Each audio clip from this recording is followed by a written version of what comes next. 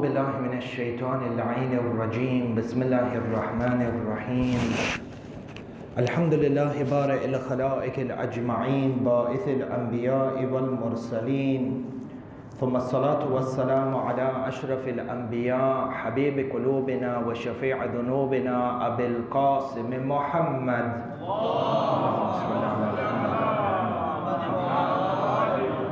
ثم الصلاة والسلام على أهل بيته الطيبين الطاهرين المعصومين المظلومين سيما ولي الله الحجة ابن الحسن صاحب الأمر والزمان اللهم صل على محمد وآل محمد روحي وأرواح العالمين له الفداء ولعنة الله على أعدائهم أجمعين من الأولين والآخرين إلى قيام يوم الدين. أما بعد، قال الله تعالى في محكم كتابه الحكيم بسم الله الرحمن الرحيم قال رسول الله صلى الله عليه وآله وسلم إن الله يرضى لرضاة فاطمة ويغضب لغضبها صدق النبي وآمنا به نوروا مجالسكم بذكر محمد وآل محمد.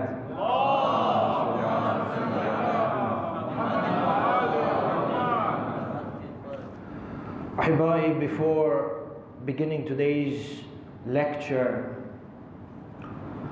these majalis that we have, majalis Fatemiyyah, are majalis of rahmah. These are majalis that have barakah. These are majalis through which we are able to gain shafa'ah from Sayyidat Nisa al-Alameen on the Day of Judgment. It is through these majalis that we are able to gain ease and safety from the punishments in Alam al-Barzakh. And it is through these majalis of Sayyidat Nisa al-Alameen in the dunya that hajat are accepted because of the barakat of these majalis. And it is with the barakat of these majalis that mu'mineen, mu'minat who are not in the best of health are also granted shifa.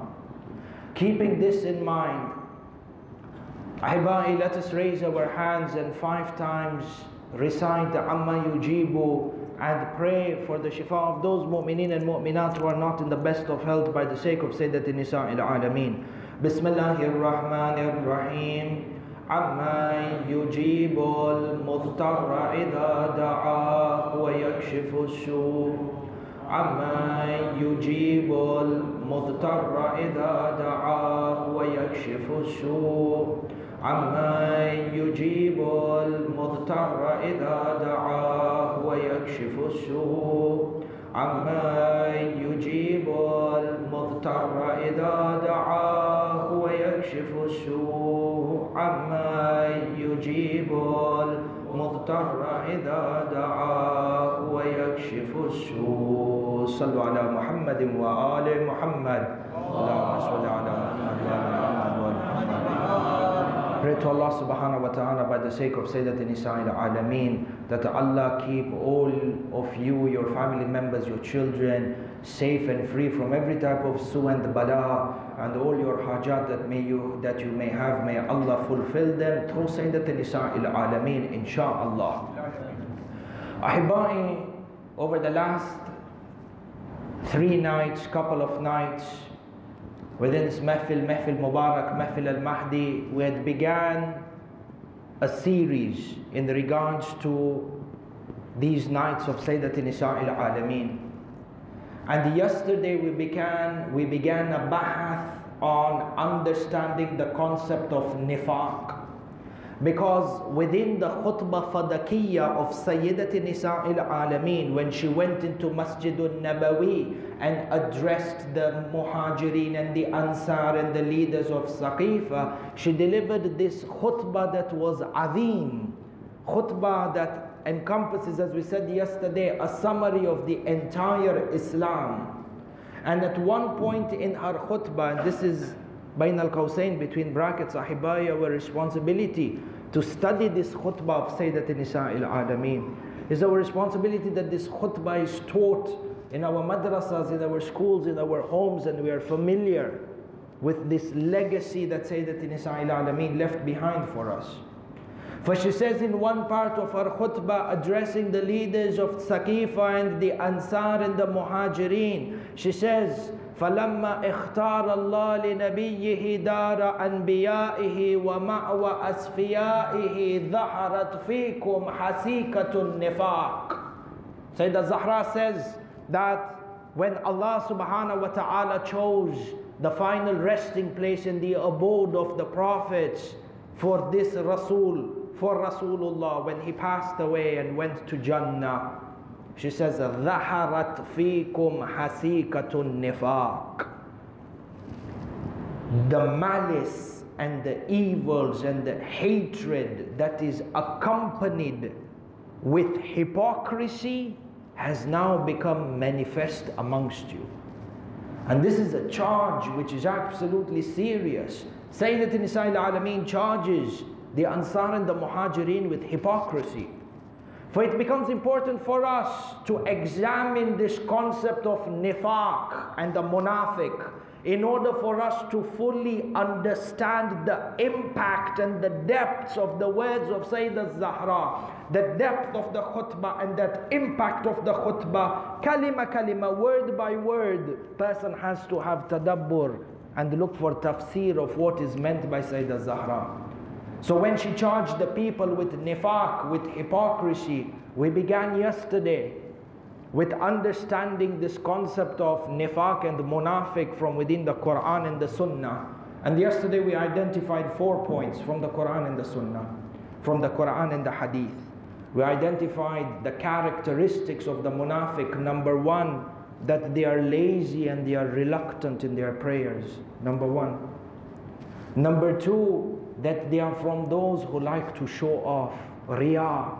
They like to show off their ibadat to other people such that people may think high of them. And we said that there is a deep psychology behind this. They suffer from an inferiority complex. They suffer from insecurities within them, which can only be filled, which can only be gratified or secured by seeking the praise and the acceptance of the people around them. This is number 2. And then we said from the hadith, and we quoted hadith from the books of the Amma, including Sahih Tirmidhi, that the third sign of the munafiq is their hatred for Amirul Mu'mineen. Such that Ibn Mas'ud, who is a companion of Rasulullah, used to say that we were able to recognize the munafiqeen during the time of Rasulullah through their hatred for Amirul Mu'mineen. Yani the love and the hate for Amirul Mu'mineen becomes the mi'yar for iman or nifaq.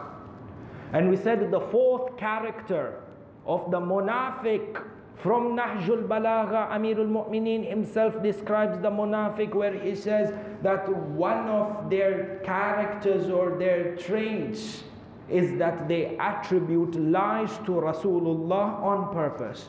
They fabricate hadith. And then we looked at how the example of a fabrication that took place after the istishhad of Rasulullah, when it was said to her in regards to Fadak, that I heard a narration in which Rasulullah said, Inna ma'shar al-anbiya la nuwarrith. We, the anbiya, do not leave behind inheritance. These are 4 characters which we stopped yesterday. Continuing today with the sifat of the munafiqeen, we begin again with Hadith al-Sharif. In Biharul Anwar by Ayyam-E-Majlisi, he narrates a hadith on authority of Imam Ali ibn al-Husayn Zayn al-Abidin salawatullahi wa salamuhu alayhi.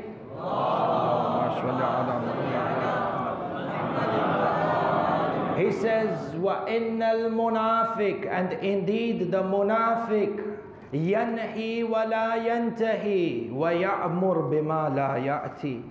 He says that one of the characteristics of the munafiq is that he tells people, he talks to people, he tries to do amra bil ma'ruf, he does nahi anil munkar to them. He invites them to refrain from those acts that are haram or those acts that are makruh, but he himself performs those acts that are haram. وَيَعْمُرْ بِمَا لَا يَأْتِي. He commands people, he invites people to do those acts that are wajib and those acts that are mustahab, when he himself doesn't do anything that is wajib or mustahab. And the munafiq, he comes to you and she comes to you and he tells you or she tells you, don't listen to music. Only him himself, he listens to music. Munafiq comes and tells you, don't do ghiba. He himself does ghiba. Munafiq comes to you and tells you, haram to go to mixed gatherings. Who himself, he goes to mixed gatherings. Double standard. You find over here now there is a bahath, yani psychology within the Quran of human beings, yani shay'un ajib wa gharib. A munafiq suffers from insecurity, as we saw yesterday. Is a psychological disorder, Lola? Psychological disorder. Over here from the hadith we understand that the munafiq has double standards. This is a psychological disorder, Lola. We have secrets of psychology within the Quran and within the hadith. The Imam says that they command you towards good, they themselves don't do good. He comes and he tells people, keep the mustahab fast, he himself doesn't keep wajib fast, leave the mustahab fast. Yani the munafiq is a person who is always concerned with the affairs of the other people rather than his own affairs. His hum and his gham is what is happening in the lives of the other people. Baba, look at what is happening in your own life. Ya'mur, or the Imam says, yanha wa la yantahi, wa ya'mur bima la ya'ti. He tells people to do things which he himself doesn't do, or to refrain from things that he himself doesn't refrain. The Imam says, these are signs of a munafiq. And then he goes on to say, وَإِذَا حَدَّثَكَ كَذِبْ. The core trait of a munafiq. He says the munafiq is that person when he speaks to you, he lies. The munafiq, core trait of a munafiq is that he is a liar. Ya akhi, he lies to his brother, he lies to his sister, he lies to his parents, he lies in business, he lies to his friends, he will lie to the ulama, he will lie about the ulama.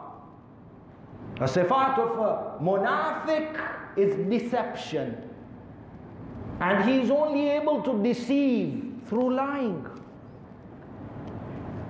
They cannot speak the truth. These are not people who are straight.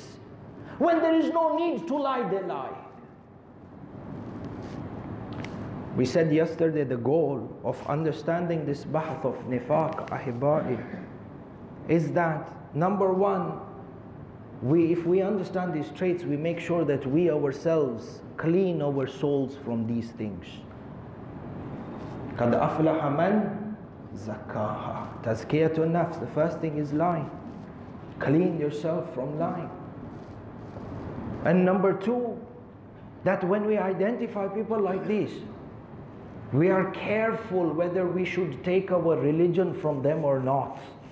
When they come and speak to you about halal and haram, you have to be absolutely careful and wary and conscious of who you take your halal and your haram from. And Habibi, when you want to buy something online, you will double check the website 100 times. You see this website is accurate. You will look at customer reviews, whether the things are authentic. 110 times. We will ask 110 people, check 110 reviews, make sure that the website that we're buying, we don't get scammed. Because that $1, if we lose, it can pinch us. We take so much care in the stuff that we buy, who we are buying from. Habibi, what about your deen? Who do you take your deen from? For the Imam says, these are people who are liars in the dunya. These are not people who lie once or twice. Ahibai, chronic liars. And you know, a person who is a liar in the dunya is also a liar in the akhirah.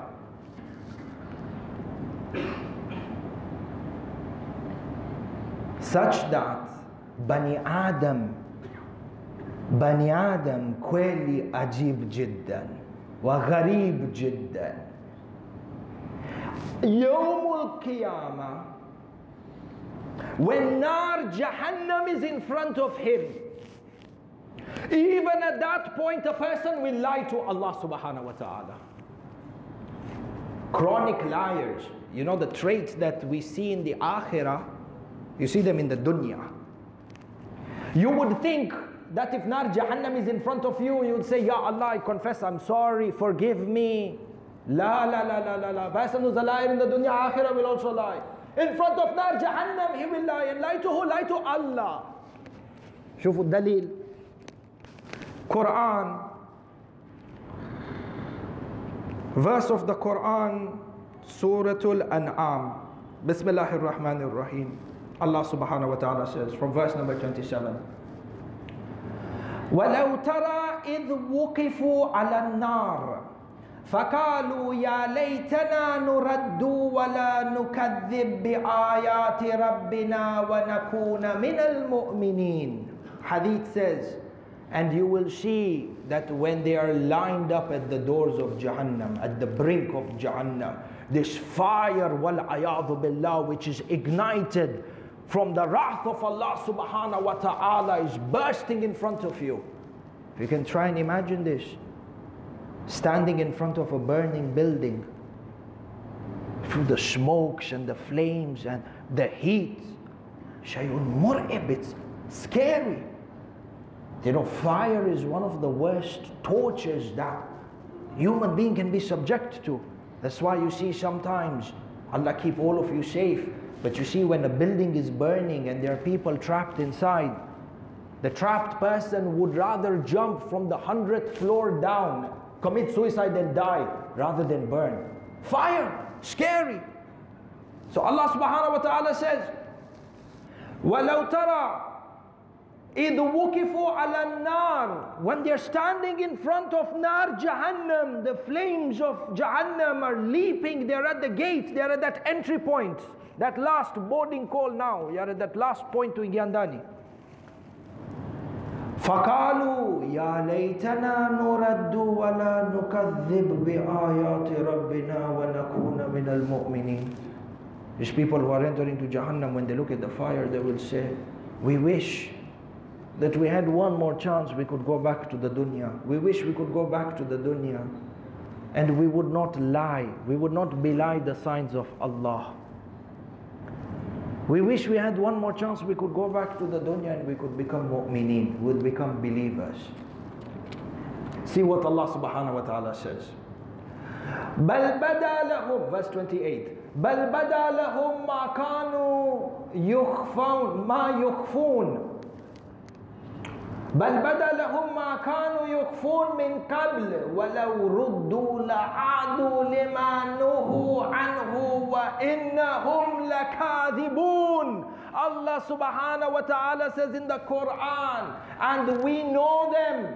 If we were to return them back to the dunya, they would return to the same kufr, they would return back to the same shirk, they would return back to saying the same lies. Indeed, they are liars. Ajib. Allah, He's saying they are liars. Yani, these people are lying to Allah. Even Yawmul Qiyamah, they are lying to Allah. This is why when Amirul Mu'mineen says, Al-Kidhib miftah likulli shar, he says that speaking lies is the key to every door of evil. Families destroyed through lying, friendships are destroyed through lies, ahibai. Communities are destroyed through lies. The deen is destroyed through lies. The first incident that led to the destruction of the deen after the shahada of Rasulullah was a lie that was uttered. Inna ma'ashar al-anbiya la nuwarrith. First crime to be committed was a lie. How did Iblis deceive Nabi Adam? Through a lie. If you were to eat from that tree, you will become eternal and madri shu. Lie. For some of these things that we take lightly, ikhwani, and then you magnify this. Look at the world in which we live.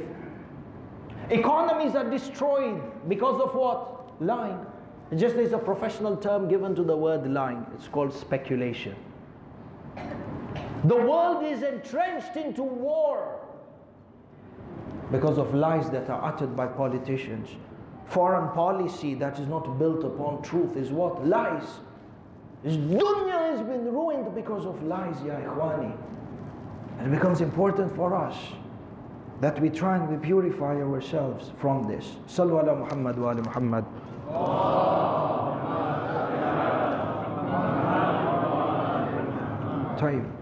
You see, when you understand this, there are doors and doors of ma'rifah, ikhwan. We said that these people, there are certain people, they are liars, the liars of the dunya, even liars in akhirah. Even before they enter into Jahannam, they will lie. The fact that they are lying to Allah means that there is no remorse in their heart for the wrongs that they did in the dunya. You know, sometimes there are those people who ask for a second chance. But if they get a second chance, they go and they commit the same evils and the same sins that they did before. سَوَاءٌ عَلَيْهِمْ أَأَنذَرْتَهُمْ أَمْ لَمْ تُنذِرْهُمْ لَا يُؤْمِنُونَ. Either you guide them, you guide them. You give them a second chance, a third chance, 50 chances, 100 chances, they will never change. Ahibai, from this verse we are able to understand the killers of Sayyidah Fatima al-Zahra and the killers of Imam al-Hussein. They fall under this category. Such that even when they are taken to Nar Jahannam, and this is why that from the a'mal you send la'na on the killers of Amir al-Mu'mineen, and in Ziyarat Ashura you send la'na on the killers of Imam al-Hussein, because these are people, these are that same group of people in this surah, in this verse. When they stand in front of Allah, they will say, Ya Allah, send us back, we will not belie your signs. And you know the greatest sign of Allah is the Ahlul Bayt. We will not oppress them. Allah says they are liars. If you were to bring 100 times, they would burn the door of Sayyidah Zahra 100 times.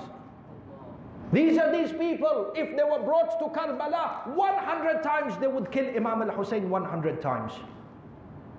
And hence the deen is very staunch on this. From here, just you have another side, Bahath, Bain al-Qawsayn, between brackets. This is the Majalis of Sayyidah Zahra, Majalis of Barakah. From this one line of her khutbah, of nifaq, you see all the different topics that open up and misconceptions, we get to learn about them and we clarify and we walk with ilm. This is from the barakat of Sayyidat Nisa'il Alameen.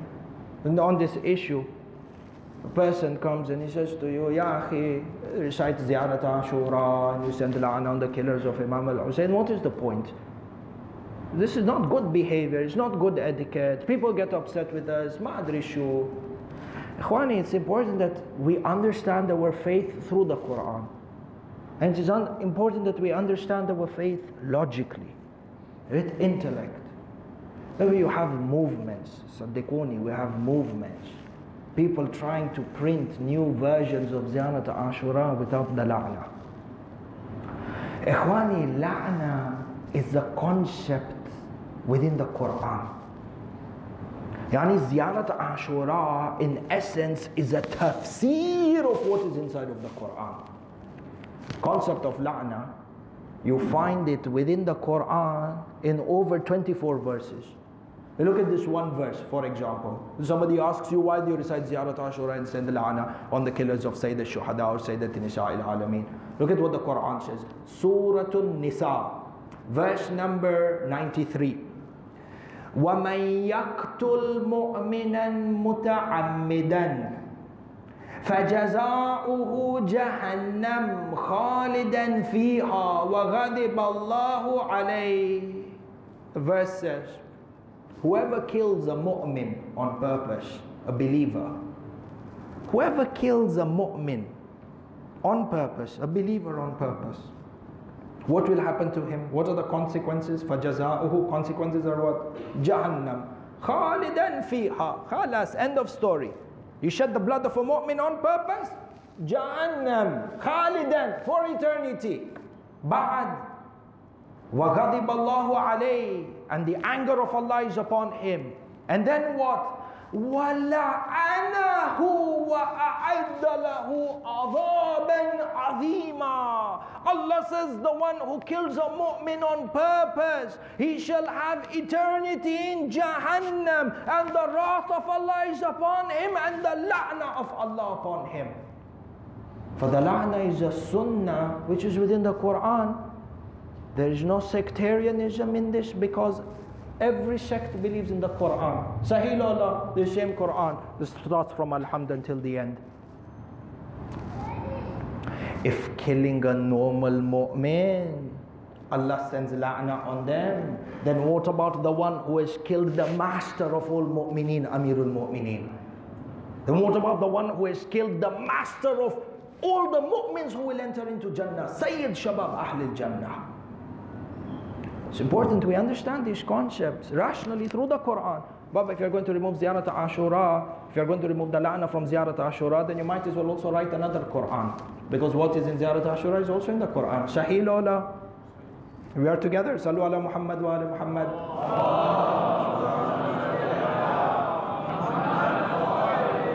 See, even for a quick understanding, even though this is a topic on its own, Ahibai, la'na has nothing to do with violence or aggression or abuse or foul language. La'na is a non-violent stance. La'na means what? La'na most of the times is used in the context of dua.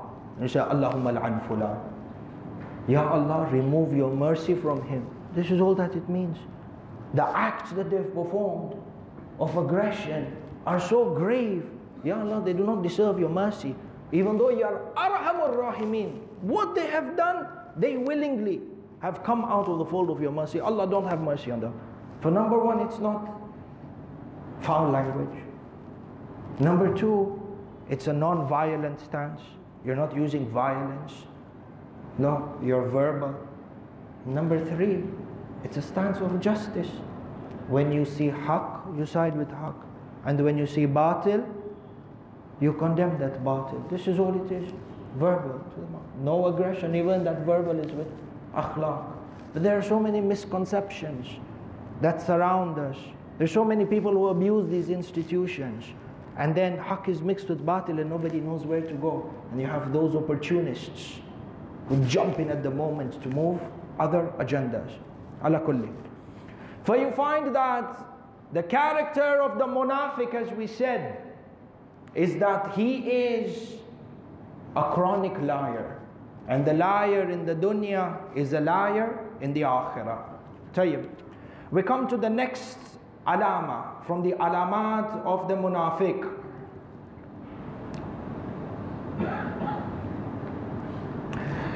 Suratun Nisa, verse number 136.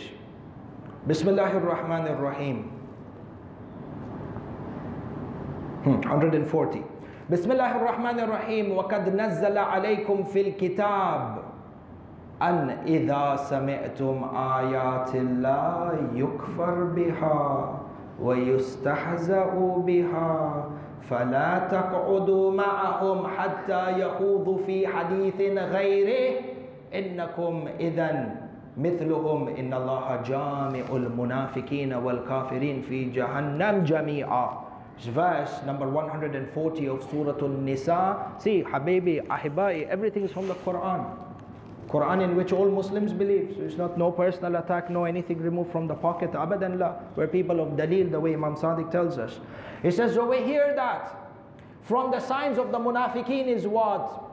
That وَقَدْ نَزَّلَ عَلَيْكُمْ فِي الْكِتَابِ أَنْ إِذْ سَمِعْتُمْ آيَاتِ اللَّهِ يُكْفَرْ بِهَا وَيُسْتَحْزَى بِهَا. The alama, the character of the munafiq, there are two over here. We'll start with the second one first. It says, and from the alamat of the munafiqeen is that yustahza'u biha. Istihza. They mock the signs of Allah subhanahu wa ta'ala. The sign of the munafiq is that they mock the religion. They make fun of the religion. They ridicule the religion. Istihza is a psychological weapon that is used in order to shake the belief of the other party and cause insecurity within them. This is what mockery is used for. When you ridicule somebody, what is the purpose of ridiculing somebody? To weaken them, to shake them, to cause this insecurity within them. Hence, you have them make fun of somebody's appearance, make fun of somebody's clothing or whatnot. For over here Allah subhanahu wa ta'ala tells us within the Quran, one of the characters of the munafiq is that they make fun and they ridicule the religion. They mock the religion. Ikhwani, you come and you see this very apparent in Ayyam, Shahrul Muharram and Shahrul Safa. Do we not see people around us mock the matam, mock the azadari, ridicule the azadari? They want to ridicule the matam. They have no logical proof from the Quran, wala from the hadith. So walayadu billah, they'll say, look at these people, they're acting barbaric, they're dancing. One jamaat, we went to people, mu'minin are doing stuff. They said, Sujo, manos onache. Mockery, sahilola. These are people who mock the religion. They mock everything to do with Karbala. Now we have within our makatil, yani the books that have been specialized in regards to the massacre of Imam al-Hussein. We have within our makatil that on the day of Ashura, Abul Fadl al-Abbas alayhi salam killed 1,000 of the kuffar and sent them to Jahannam wa bi'sal masir. People come and they ridicule. And you see, when the munafiq comes, he comes in a very special cloth. He comes to you with the door of intellect, and he comes to you with the door of logic. And he say, Baba, tum log abana bada khota hadith aiwa che aya Karbala upar ne Imam Hussein na mazlumiyat upar. I try, my Gujarati is not the best, but inshallah you'll understand.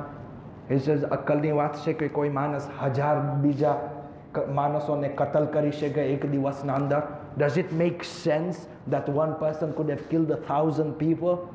He said, these are all exaggerations about Karbala that they've put.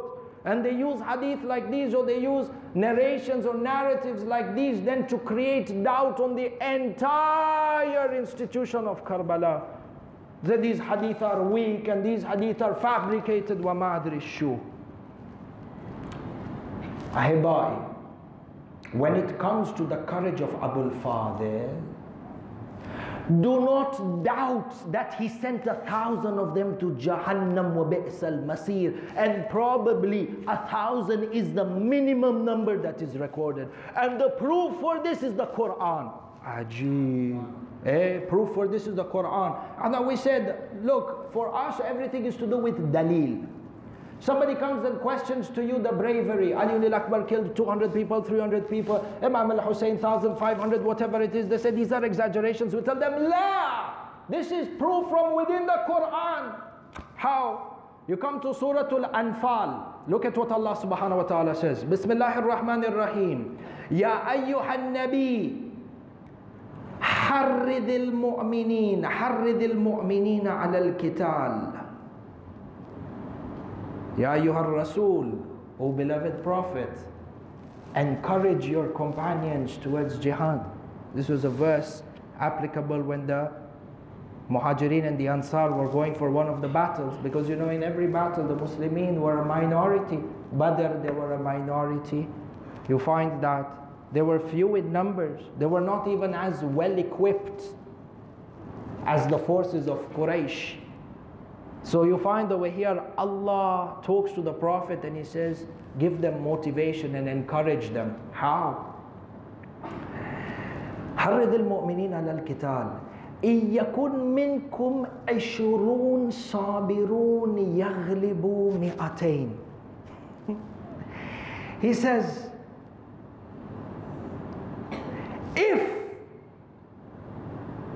you are 20 mu'mins, Allah is talking to the mu'min, enta mu'min.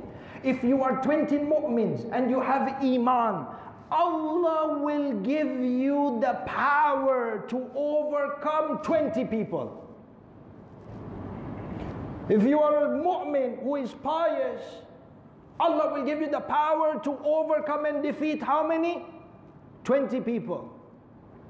وَإِن يَكُن مِّنكُمْ 20 صَابِرُونَ يَغْلِبُوا 200. Allah says to the Nabi, tell your ashab that if they are mu'mins and they also have sabr, because of their sabr, one person will be able to overcome. He says, minkum 20 sabirun yaghlibu 200. You will be able to overcome and defeat 200 people. Wa in yakun minkum 100 yaghlibu alfan min alladhina kafaru. And if you are 100 people, if you have iman and you have sabr, the strength of Allah within you, you will be able to overcome 1,000 people. This verse, which is directed to a normal mu'min who has normal iman and has normal sabr, Allah says he will be able to have the power to overcome 1,000 people. Then what about that Abul Fadl al-Abbas? Imam Sadiq says, Sulbul Iman, the heart and the core of all iman, the sabr of Abul Fadl, that no other person outside the Ma'soom Imam who could have sabr. If Allah can give a normal person power to overcome 1,000 people, then where is the ishkal when it comes to Abul Fadl al-Abbas?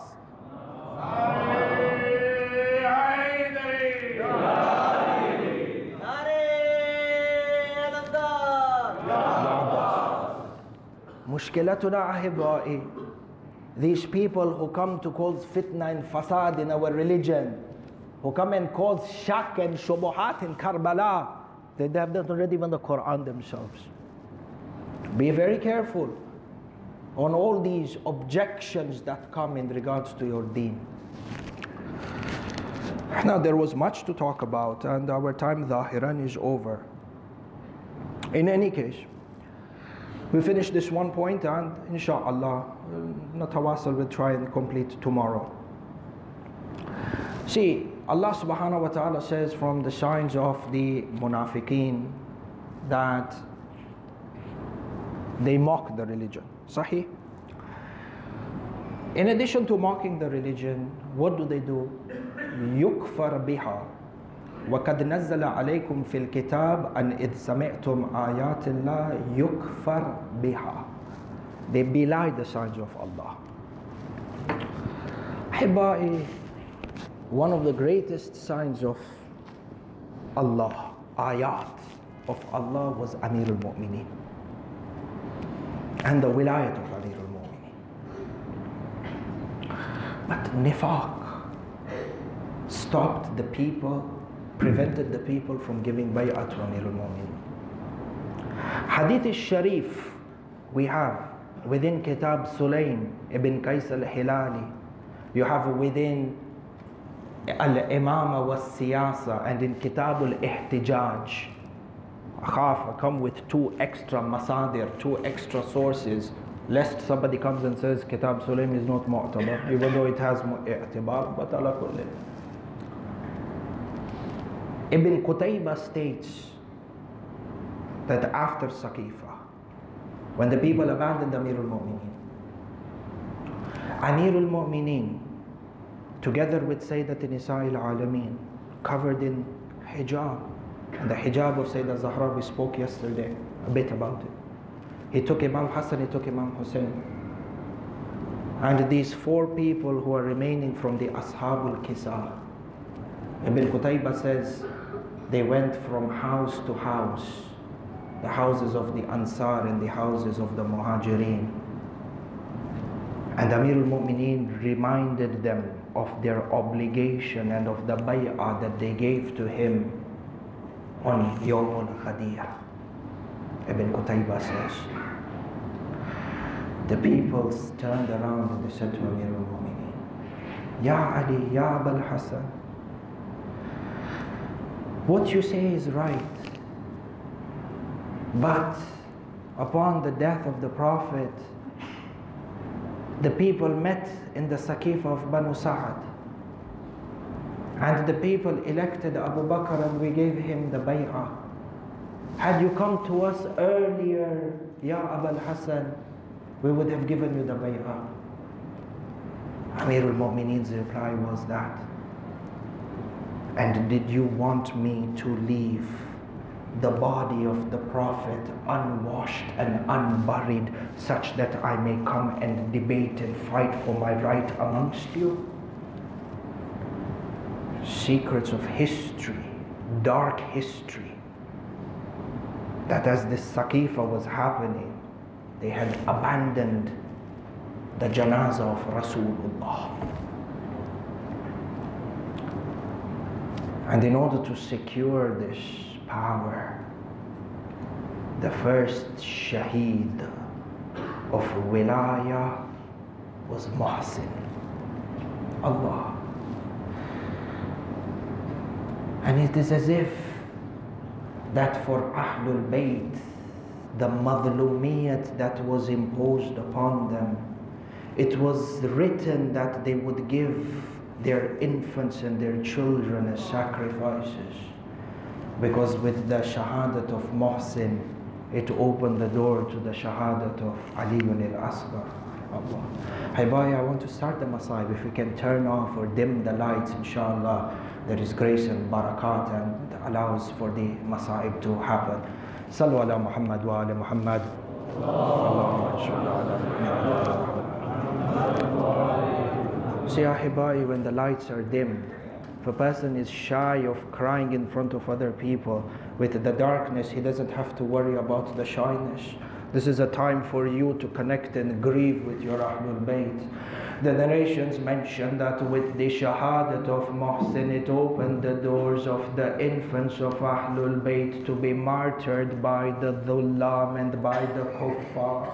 For the ones who killed Muhsin after Saqifa are responsible for killing Ali al-Asghar in Karbala. Allah. From all the tragedies and all the trials and tribulations of Karbala, one of the greatest difficulties was the maqtal of Ali al-Asghar, Abdullah al-Radhi. The narrations mention that when all of the companions of Imam al-Hussein were martyred, Imam al-Hussein came into the tent to give one final wida, to bid farewell to the women for the last time. At that moment, Sada-e-Zainab al-Kubra came to Imam al-Hussein and he says to him, "Oh my brother, this infant has not had any water, nor has he had any milk for the last 3 days." The narrations mention that when Imam al-Hussein held Ali al-Asghar, Ali al-Asghar was not even able to cry. Do you know why? Because a baby needs energy to cry. The narrations mention that Imam al-Hussein looked at the baby, he kissed the baby on the forehead, وَغَارَتْ عَيْنَيْهِ. The narration says that the eyes of Ali al-Asghar had sunk into his head due to the extreme thirst and the heat. The narrations mention Imam al-Hussein held Ali al-Asghar. He walks into the Maidan and he's covering this child from the sun. He shades him with the child with his abba. He comes into the middle of the Maidan. The people think that Imam al-Hussein has brought with him a Quran. Imam al-Hussein raises up the baby and he says, "Oh people, if there was a sin for the elders and there was a sin for the adults, then what is the sin of this infant? Feed him a drop of water." Allah, the army of Yazid, they all start to disagree and quarrel amongst themselves. Some of them say give the baby water. Some of them say kill the baby as well. Imam al-Hussein is holding on to Ali al-Asghar at this time. Umar ibn Sa'ad goes to Hurmala and says to him, "O Hurmala, end the cause of this dispute within our army." The narration mentions Hurmala lifted an arrow. He put it on his bow. He was aiming it towards the little child. Hurmala says, "I don't know where to shoot the child with this arrow." At this moment, a wind blew through the plains of Karbala. The shirt of Ali al-Asghar got lifted up. Hurmala says, "I saw the neck of this infant." Hurmala says, "I saw the neck of this infant, a tender neck like a jug of silver." Hurmala says, "I took my arrow and I shot it towards the child." One narration says that the arrow pierced the ear of Ali al-Asghar. Another narration says the arrow pierced the neck of Ali al-Asghar.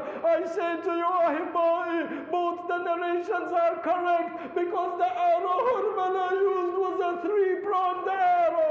Imam al-Baqir says, when the arrow pierced the neck of Ali al-Asghar, فَذَبَحَهُ مِنَ الْوَرِيدِ إِلَى الْوَرِيدِ, it sliced the jugular vein of Ali al-Akbar. Imam al-Baqir says, when the arrow hit Ali al-Akbar, he began to wave his arms in the hands of his father like the way a bird flatters its wings. Allah, the blood comes to begin to flow down from the neck of Ali al-Asghar. Imam al-Hussein takes the blood and he wipes it on his face. He walks towards the Khaymaga 7 times. He goes forward, he goes back, he says, Inna lillahi wa inna ilayhi raji'un. He goes towards the Khaymaga. Allahu Akbar, Ahibba'i. Imam Hussein saw what Imam Hussein saw. But when he came to the door of the Khaymaga, when Zainab saw the baby, she says, hide the baby from Ramab. Hide the baby from Ramab. The mother will die from grief if she sees this baby.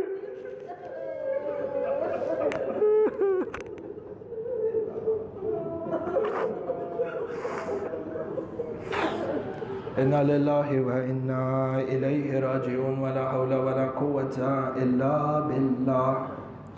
يا رب محمد أجل فرج آل محمد يا رب محمد احفظ غيبة محمد يا رب محمد انتقم لابنة محمد ماتم فاطمة ماتم حسين.